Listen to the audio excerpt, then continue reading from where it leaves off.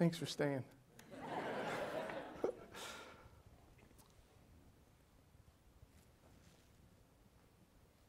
Do you find yourself wondering how you landed in the wonder and awe of the hospitality business?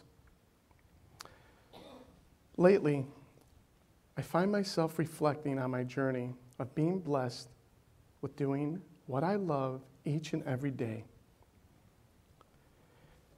If we are honest with ourselves, where we are, where we land, it can only be explained by steadfast determination. I am sure many of you are not that different than me in that we face each day conquering the obstacles and roadblocks to drive guest experiences for our guest. I categorize these as welcome opportunities. Even in a complete state of overwhelm, the look back in the rearview mirror can be rather rewarding as we calculate the number of experiences curated, laughter generated, and overall wonder in our restaurants. Back to my point that we land where we are by steadfast determination.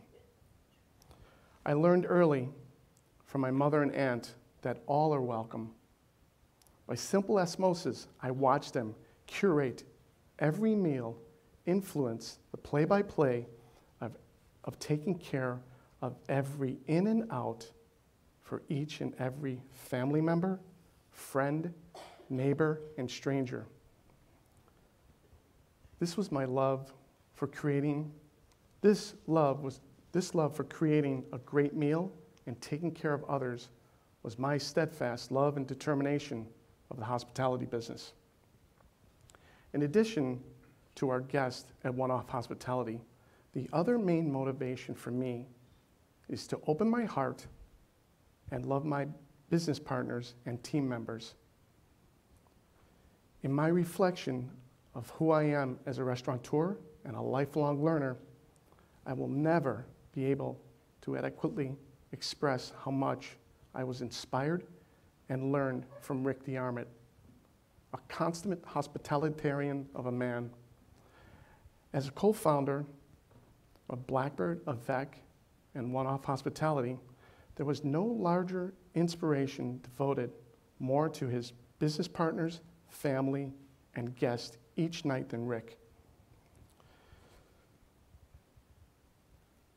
With Rick's sudden passing in 2018, I thought that my greatest gift to you today was to share a story about this amazing, humble man and how his influence continues to live on.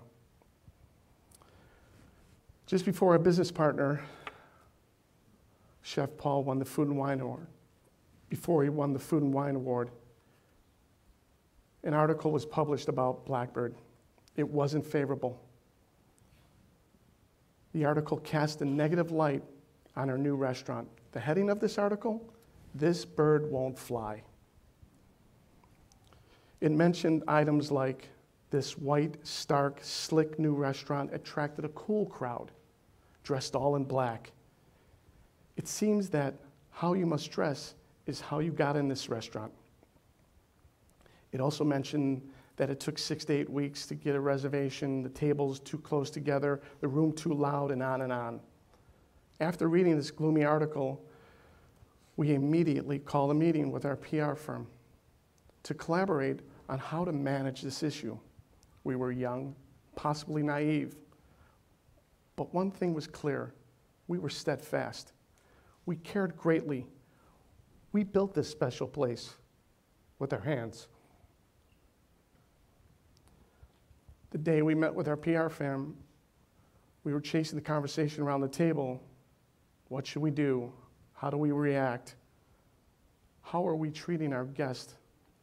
What Blackbird was? Were we in denial? This can't be us. We have to stand out, stand for what we believe, and the test of time.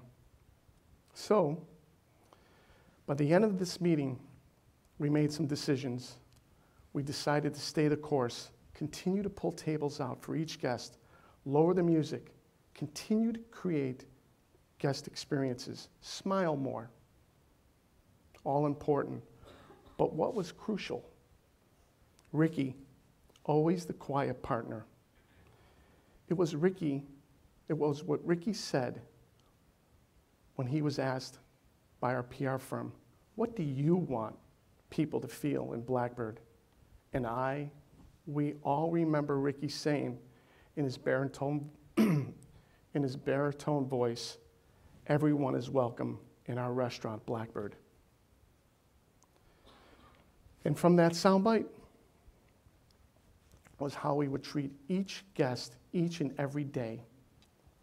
Whatever they dressed in, no matter how they looked, what their beliefs are, what race, what social background, we knew Blackbird had a small footprint, but we were going to overcompensate for all those little flaws with an overwhelming amount of welcoming hospitality. Everyone is welcome. And from Ricky's soundbite spawned this message that hangs in our restaurants today. You see,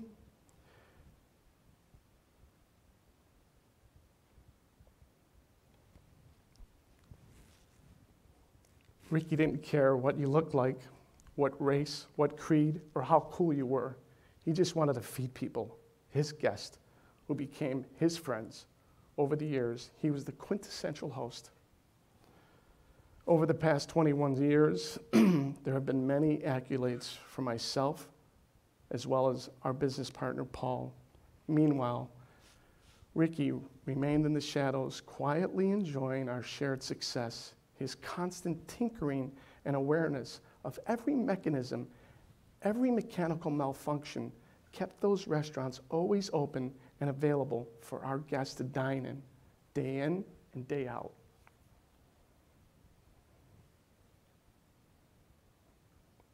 I'm not sure where I would be today. I'm not sure where we would be today without Ricky. You see, if it wasn't for Ricky's passion and love of the game and his constant nurturing of those restaurants and their staffs, they would not have been as successful. We would not have been that successful. Ricky gave his heart and soul for those restaurants.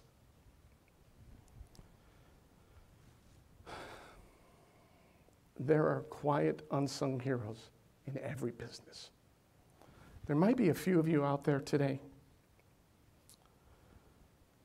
Please do not forget your purpose, your steadfast hospitality and determination is needed and welcomed.